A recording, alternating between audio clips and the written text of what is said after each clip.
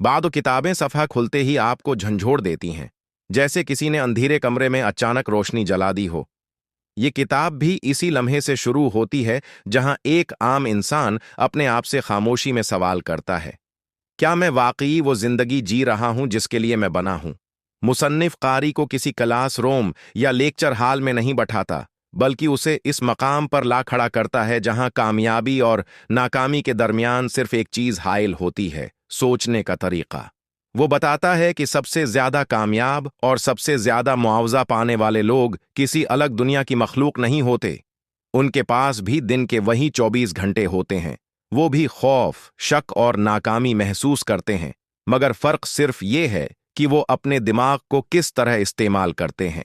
कहानी एक सादा मगर ताकतवर ख्याल के गर्द घूमती है। इंसान वही बन जाता है जो वो मुसलसल सोचता है। मुसन्निफ मिसालों और हकीकी जिंदगी के वाक़यात के जरिए दिखाता है कि कामयाब लोग पहले अपनी सोच को नज़्म में लाते हैं, फिर अपनी जिंदगी खुद ब खुद इसी समत में बहने लगती है। वो हमें एक ऐसे शख्स की तस्वीर दिखाता है जो सुबह जागते ही मसाइल की फहरस्त बनाता है, और दूसरे की जो अमकानात के बारे में सोचता है। दोनों एक ही दुनिया में रहते हैं, मगर उनकी तकदीर मुख्तलिफ होती है। यहाँ कारी आहिस्ता आहिस्ता महसूस करने लगता है कि किताब दरअसल कामयाबी का राज नहीं, बल्कि एक आईना है जिसमें वो अपनी सोच को देख रहा होता है। मुसन्नफ जज्बाती अंदाज में बताता है कि खुद पर यकीन कैसे पैदा होता है। वो वजाहत करता है कि सबसे ज्यादा मुआवजा पाने वाले लोग अपनी कदर खुद मुतयन करते हैं। वो दुनिया से इजाजत नहीं मांगते कि वो आगे बढ़ें। वो खुद से ये सवाल नहीं करते कि मैं क्यों कर सकता हूं, बल्कि ये पूछते हैं कि मैं क्यों नहीं कर सकता। यहां कहानी में एक दाखिली कशमकश जन्म लेती है, क्योंकि कारी को एहसास होता है कि उसकी अपनी जिंदगी में कितने फैसले खौफ की बुनियाद पर हुए।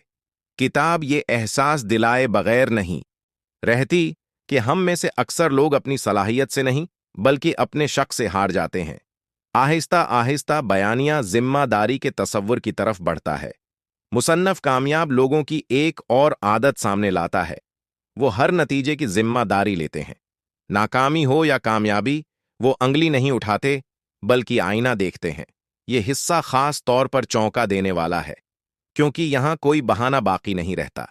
कारी को यूं लगता है जैसे किताब नरमी से नहीं बल्कि सच्चाई से बात कर रही हो। वो दिखाती है कि जब इंसान अपनी जिंदगी की मुकम्मल जिम्मेदारी कबूल कर लेता है तो वो शिकार नहीं रहता, बल्कि मेमार बन जाता है। कहानी आगे बढ़ते हुए अहदाफ की दुनिया में दाखिल होती है, मगर रवायती अंदाज में नहीं। यहाँ अहदाफ ख्वाब नहीं, बल्कि फैसले बन जाते हैं। मुसन्नफ बयान करता है कि सबसे ज्यादा कामयाब लोग वाज़ेह तौर पर जानते हैं कि वो क्या चाहते हैं, और इस वजाहत में एक अजीब ताकत होती है। वो मिसालों से दिखाता है कि गैर वाज़ेह जिंदगी हमेशा गैर वाज़ेह नताइज देती है। इस मकाम पर कारी को यूं महसूस होता है जैसे किताब उसके ज़हन में एक नक्शा खींच रही हो, जिसमें हर रास्ता सोच से शुरू होकर अमल तक जाता है। और जैसे ही ये एहसास गहरा होने लगता है, बयानिया एक नए मोड़ पर आ खड़ा होता है। मुसन्नफ इशारा देता है कि सिर्फ सोच बदलना काफी नहीं, असल इम्तिहान तब शुरू होता है जब अमल मुस्तकिल बन जाए। यहाँ कहानी एक खामोश सवाल छोड़ देती है। अगर आप जान लें कि कामयाब लोग कैसे सोचते हैं, तो क्या आप वैसा करने की हिम्मत भी रखते हैं? यही सवाल कारी को अगले हिस्से की तरफ खींचता है, जहां सोच अमल में ढलने लगती है और कामयाबी सिर्फ तसव्वुर नहीं बल्कि रोजमर्रा की मश्क बनने वाली होती है।